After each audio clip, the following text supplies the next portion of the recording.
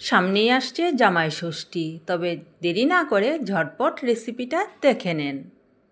নমস্কার বন্ধুরা, সুমা কুকসে সবাইকে স্বাগত জানিয়ে আজকে চলে এসেছি আবারও আপনাদের সামনে একটি রান্নার রেসিপি নিয়ে। তবে আজকের রান্নাটি হচ্ছে কচি পাঁঠার মাংস রান্না করব। তবে কচি পাঁঠার মাংসটা আমি খুব সহজেই কম উপকরণে কিভাবে বানাবো সেটাই আমি আপনাদের সাথে শেয়ার করব। এখানে নিয়েছি 1 কেজি পাঁঠার মাংস।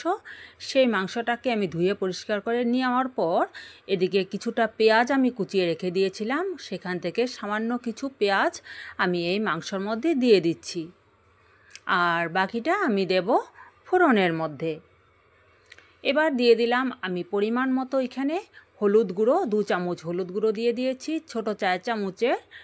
আর আমি এখানে নুনটা প্রথম দেব না, নুনটা দেব আমি পরে। দিয়ে দিচ্ছি আমি এখানে আদা, রসুন, কাঁচা লঙ্কা একসাথে আমি পেস্ট করে নিয়েছি, সেই মশলাটা আমি এখানে 2 চামচ দিয়ে দিলাম।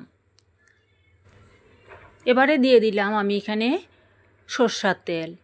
আমি 3 থেকে 4 চামচ পরিমাণ আমি সরষের তেল দিয়ে দিয়েছি। এবার সব মশলার সাথে আমি মাংসটাকে খুব ভালোভাবে হাতে মাখিয়ে রাখব। মাখিয়ে আমি ঘণ্টাখানেকের জন্য ঢেকে রেখে দেব। তাতে কি হয়, মাংসর ভিতরে যখন সমস্ত মশলাগুলো ঢুকে যায় রান্নাটা খুবই টেস্টি হয়। যতক্ষণ আপনারা ম্যারিনেট করে এইভাবে রাখবেন ততটাই ভালো। আমি নুন দেইনি, কিন্তু এটার থেকে জল বেশি ছাড়বে না। কিছুটা মিডিয়াম সাইজের আলুগুলোকে আমি গোটা রেখেছি, আমি গোটাই দেব বলে। তবে সেগুলোকে আমি ভেজে নিচ্ছি। তবে আলুগুলো ভাজা আর দেখালাম না, নুন হলুদ, সামান্য পরিমাণ নুন হলুদ দিয়ে আমি ভেজে তুলে নিচ্ছি।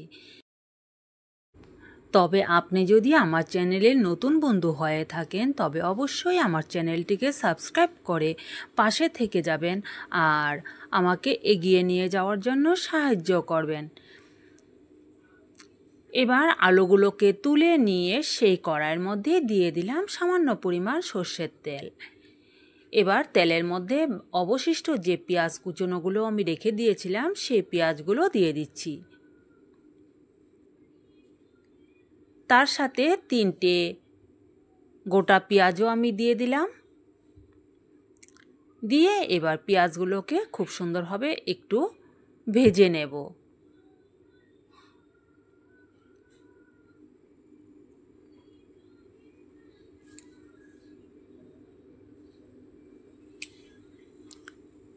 পেঁয়াজগুলো আমার হালকা ভাজা হয়ে গেছে।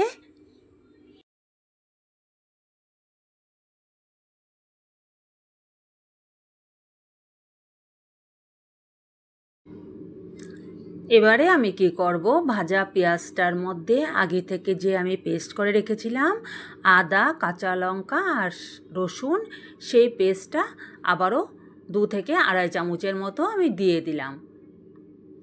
এবার আদা রসুনের কাঁচা গন্ধটা যাতে একটু সরে যায় ততক্ষণ পর্যন্ত আমি এটাকে ভেজে নেব।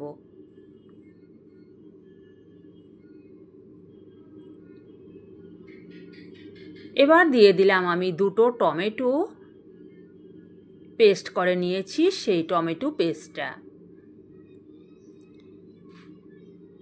দিয়ে আবারও কিছুক্ষণ আমি মশলাগুলোকে কষিয়ে নেব।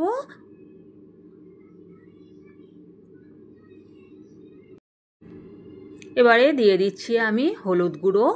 আগে তো মাংসটার মধ্যে হলুদ গুঁড়ো দিয়ে মাখিয়ে রেখেছিলাম, এবার 1 চামচ আমি হলুদ গুঁড়ো এখানে দিয়ে দিলাম।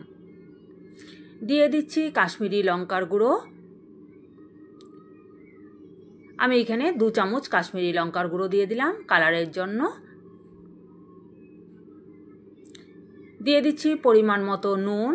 আমার কিন্তু মাংসর মধ্যে নুনটা দেওয়া ছিল না, এখানে আমি পরিমাণ মতো নুনটা দিয়ে দিলাম। দিয়ে সব কিছু ভালো করে আমি আবারও কিছুক্ষণ রান্না করব। আমার এই মশলাগুলো খুব সুন্দরভাবে কষানো হয়ে গেছে। আর কিছুটা আদা, কাঁচা লঙ্কা আর রসুনের পেস্ট ছিল, সেটা জল দিয়ে গুলে একটু আমি পাতলা করে দিয়ে দিলাম।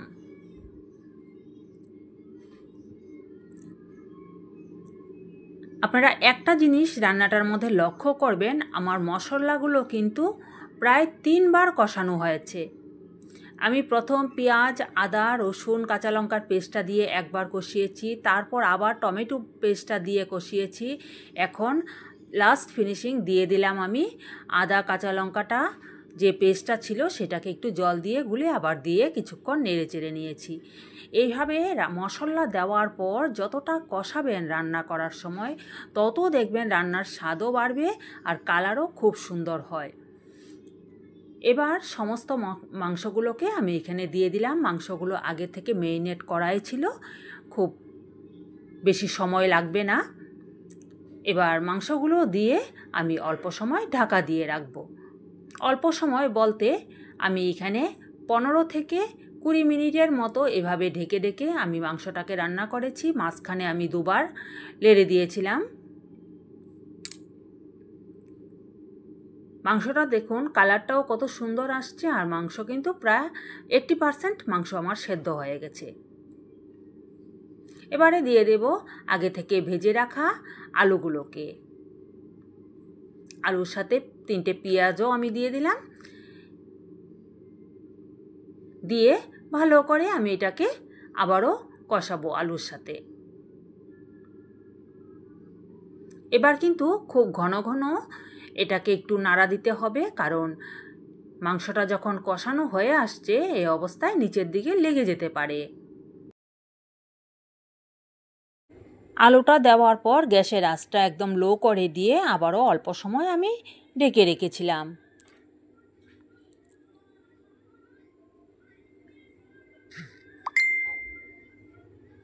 মাংসটা আমার পুরোপুরি সেদ্ধও হয়ে গেছে আর কষানোও হয়ে গেল। এবার আমি এখানে পরিমাণ মতো জল দিয়ে দেব। আমি জলটা ব্যবহার করছি এখানে গরম জল। আর গরম জল রান্নায় ব্যবহার করলে রান্নার স্বাদটা কিন্তু খুব ভালো হয়। যেহেতু মাংসটা একদম পুরোপুরি গরম কষানো হচ্ছে, এই অবস্থায় ঠান্ডা জলটা দিলে মাংসর টেস্টটা একটু অন্য হয়ে যায়। সেই ক্ষেত্রে গরম জলটা আপনারা ব্যবহার করে দেখবেন, রান্নার স্বাদ কিন্তু অনেক ভালো হয়। তবে সামনেই আসছে জামাই ষষ্ঠী। এইভাবে কচি পাঁঠার মাংস রান্না করে জামাইদেরকে খাওয়ান, জামাইরা খুব প্রশংসা করবে শাশুড়ির। তবে এভাবেই আমি যেভাবে করেছি সেভাবেই করে দেখবেন, রান্নাটা খুব ভালো লাগে। মশলাটাকে 3 বারের মতো কষানোর চেষ্টা করবেন। আমি যেভাবে পরপর মশলাগুলোকে দিয়েছি 3 বার কিন্তু আমি মশলাটাকে কষিয়ে নিয়েছি, তাতে রান্নার স্বাদ খুব ভালো হয়। একবার ট্রাই করে দেখবেন আপনারা। এবার জলটা আমি পরিমাণ মতো দিয়ে দিলাম। দেওয়ার পর ফুটে উঠেছে যখন, তখন আমি এখানে কিছুটা গোটা জিরে, কিছুটা ধনে আর সঙ্গে নিয়েছি এলাচ, দারচিনি আর কয়টা গোলমরিচ। এই কয়টাকে আমি একসাথে একটু কড়াইতে ভেজে, তারপর আমি কড়াইতে ভেজে বলতে একটু গরম করে তারপর গুঁড়ো করে নিয়েছিলাম, নিয়ে এটা দিয়ে দিলাম। এভাবে একটু গরম করে লাস্ট নামানোর আগ মুহূর্তে এভাবে দিয়ে দেবেন, খুব ভালো লাগে। তবে আমার রান্নাটা রেডি। তবে কেমন লাগলো আজকের এই রেসিপিটা অবশ্যই কমেন্ট করে জানাবেন। তবে আজকের মতো এই পর্যন্তই, বাই বাই।